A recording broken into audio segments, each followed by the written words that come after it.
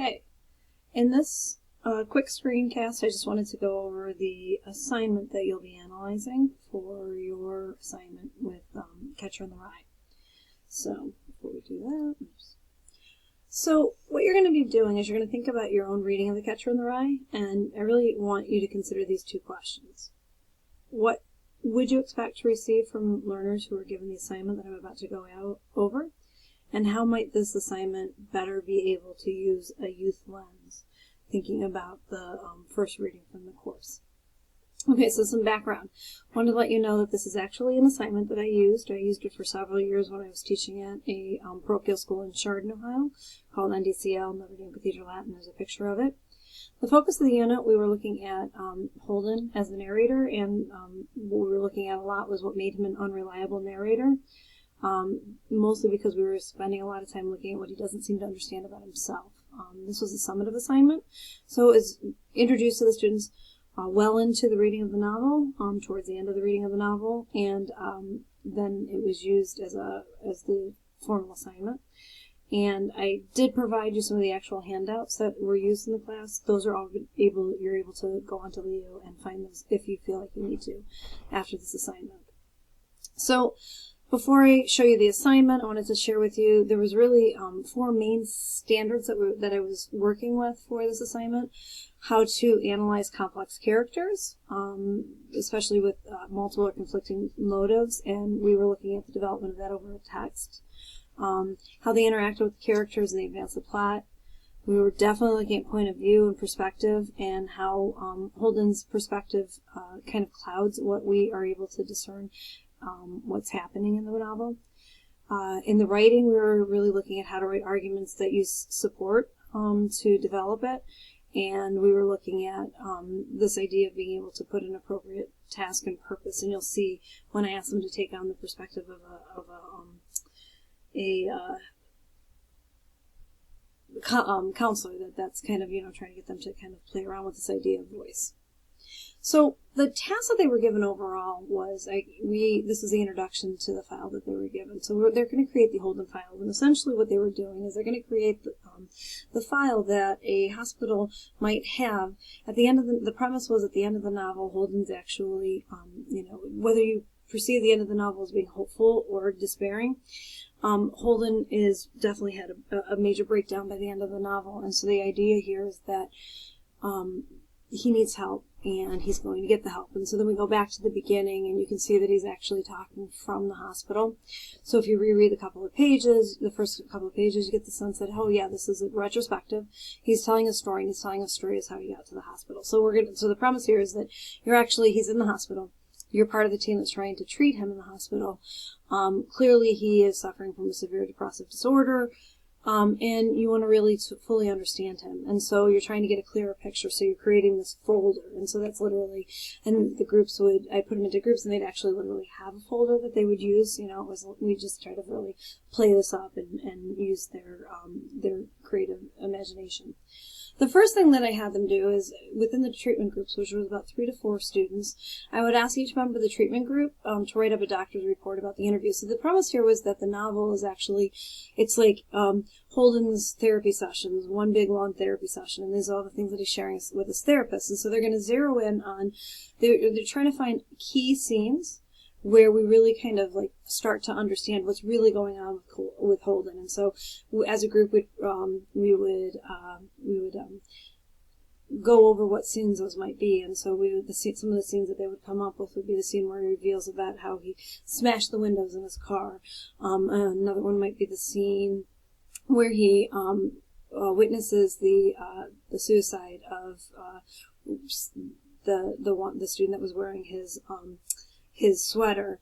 They would look at the scenes they would definitely look at the scene with any of the scenes actually with the sister. And so what we would try to pick out what are the key scenes and what do they reveal about him. And so then they would each of them in the group, so to get a holistic picture of Holden, they would then say, okay, I want you to pick 3 to 4 most important scenes, the most revealing scenes, and you're going to write it up as if you are his diagnostician at the hospital. And so they were provided with a sample interview, And you can see within the interview, and then there was a graphic organizer that they had to create. They actually had to find textual evidence as they were explaining. So it wasn't just this wasn't just like a tell us what happened, what did he tell you. It's not just a summary.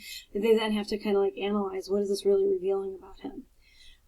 And so each member of the group would do that. Importantly, because I was working with adolescents, if somebody failed to turn in this step, they were excluded from the group, and now they were responsible for the rest of the project on their own. They had to create their own. So then step 2 would be outside evidence. So you as a group are starting to understand something about, so a lot of our students would narrow in on things like Holden is grieving, and that's what's going on with Holden. Or another group might talk about Holden is too empathetic, and he tends to take on other people's problems, and that's part of his problem. And so what I would have had them do as they were writing the reports is kind of come up with a thesis, a guiding idea of what's going on with them. And then once they had that thesis, I would ask them to get together and what are some outside evidence. So what did you say is going on with Holden? And so if they said that it was, that really this whole thing is about him grieving, that he still is grieving the loss of his brother Allie, what I would ask them to do is, okay, let's go back into the novel, let's be creative, and let's think about what's the support, what are the artifacts from Holden's life that might be able to demonstrate what you're saying. So in support of the reports, then you're going to see they seek this outside information, and they actually create. So this was the creative part of it. So here are some of the things that I'd gotten in the past. They might show me, his letter grade reports with comments by the teacher. They might show me an incident report that would recreate as if it was, an incident report from a school about what was happening in the residence hall. They might create a journal of Holden. They might imagine some letters that Holden would write DB. So these are all things that they would then create, and the idea being that this would be something that the hospital might hold on to as evidence of whatever they're coming to understand and the insight they're drawing about Holden. So then the third and final step of the project was, how can Holden be helped? And so what they do is they're told, it's not about drug treatment.